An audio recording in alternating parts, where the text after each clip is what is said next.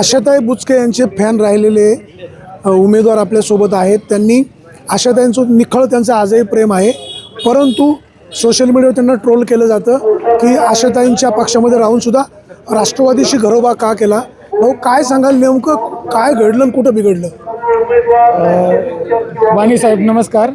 खरं तर तुमचे दरवेळेला प्रश्न असे राजकारणात काय झालं, काय कशामुळे झालं याच्यावरच असतात. काय प्रश्न चुकतो? नाही, माझं म्हणणं असं आहे, काय झालं, कशासाठी झालं आणि काय करायचंय. लोकांना हे कळलं पाहिजे. सांगन मी आशाताईला माझ्या नेत्याच नाही तर ती माझ्या आईसारखी, आणि कोणत्याच आईला असं वाटणार नाही का तिचं पोरगं पुढे गेलं पाहिजे.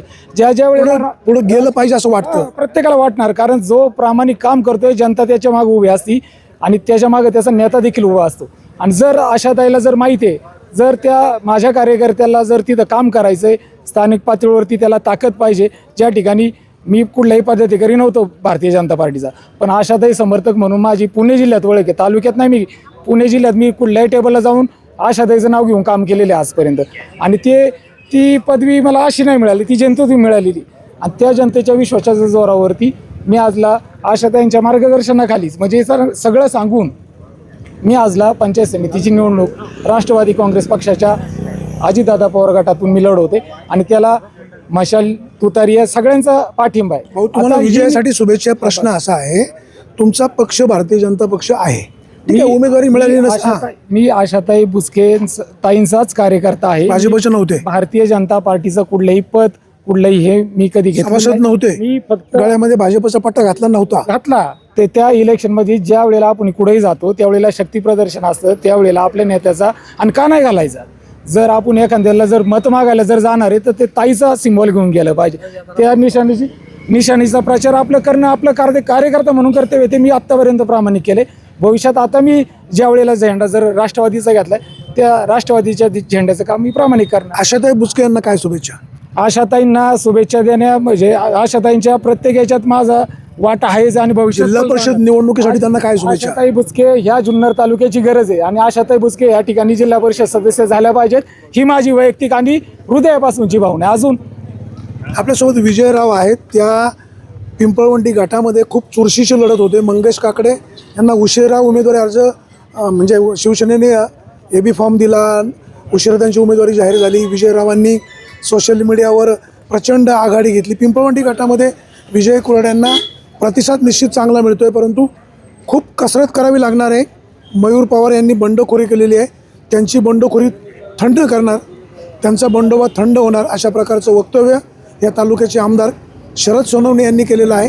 संतोष घोटणे म्हणाले होते खंडोबाची शपथ घेऊन की हा संतोष घोटणे जर मंगेश काकडेंना उमेदवारी दिली, निष्ठावंतांना उमेदवारी दिली नाही तर अपक्ष उमेदवारी अर्ज दाखल करणारच. परंतु संतोष घोटणेंनी उमेदवारी अर्ज दाखल केलेला नाही. विजयराव, कसं विजयाची गणितं कशी मांडाल? नाही बघा वाणीसाहेब, आता निवडणुकीच्या परिणामामध्ये आहोत, नव्हे तर आता मध्ये येऊन ठेपलेलो आहोत. त्यामुळे आता आपल्याला आपली रणनीती आखावी लागेल. आणि माझ्या सुदैवानं या तालुक्यामध्ये म्हणा या निवडणुकीच्या निमित्त आदरणीय आमदार अतुल शेट्टी बेनके साहेब असतील, खासदार डॉक्टर अमोलजी कोल्हे साहेब असतील, हे एकत्र आल्यामुळं आणि त्याच्यामध्ये आमचे शिवसेना उद्धव बाळासाहेब ठाकरे या पक्षाचं मनोमिलन सगळं झाल्यामुळं आता आमच्यामध्ये आमची कुठली चिंता उरलेली नाही. आम्हाला एक माहिती आहे की लोकांचा या तिन्ही पक्षावर प्रचंड असा विश्वास आहे आणि लोक आम्हाला मोठ्या मताधिक्याने निवडून देतील. आणि आम्हाला एवढंच कळतं की पुढच्या 12 दिवसामध्ये आपल्याला लोकांमध्ये जाऊन आपली विजन मांडायचं आहे, आपलं काम सांगायचं आहे, आपला अजेंडा सांगायचा आहे, आपल्या भविष्यामध्ये योजना सांगायच्या आहेत, आपण अभ्यासोपणाने जे काही काम करू शकू त्याचा अजेंडा मांडायचा आहे. ते करण्याकरता मला वाटतं पुढचा प्रचार रणधुमाळी आता त्या ठिकाणी सुरू असणार आहे. त्यामुळे मला विजयाची खात्री 1000% आहे. कारण माझा गाव, माझी वाडी, माझी वस्ती, माझे सगळे आमचे सगळे कार्यकर्ते एक जीवन काम करणार. आमच्या गावामधून इतरही उमेदवारांनी फॉर्म भरलेले आहेत. मतांचं विभाजन होणार नाही का? त्याचा फटका बसण्याची भीती नाही का? नाही, लोकशाहीचा उत्सव आहे वाणीसाहेब आणि प्रत्येकाला चॉईस मिळणं फार गरजेचं असतं. म्हणून त्या ठिकाणी अनेक पक्ष या राजकारणामध्ये आहेत, भारतीय लोकशाहीमध्ये आहेत. त्यामुळे प्रत्येक पक्षानं उमेदवार अर्ज देणं, मग तो आळ्यात दिला, उमेदवार पिंपवणी दिला, ह्याला काही हे नाही आहे. उमेदवार पक्षानं देणं ही नैसर्गिक बाब आहे. त्यामुळे जे उमेदवार उभे आहेत त्यांना माझ्या शुभेच्छा आहेत. आणि अतिशय खेळमेळी वातावरणामध्ये हा लोकशाही उत्सव आपण साजरा करू, लोकांना चॉईस देऊ.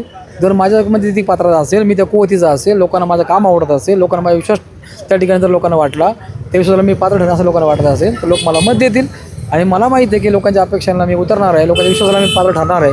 त्यामुळे मी मोठ्या मताधिक्याने विजय होणार आहे. काळ्या दगडावरची रेघ आहे, त्यामुळे मला त्याची चिंता नाही.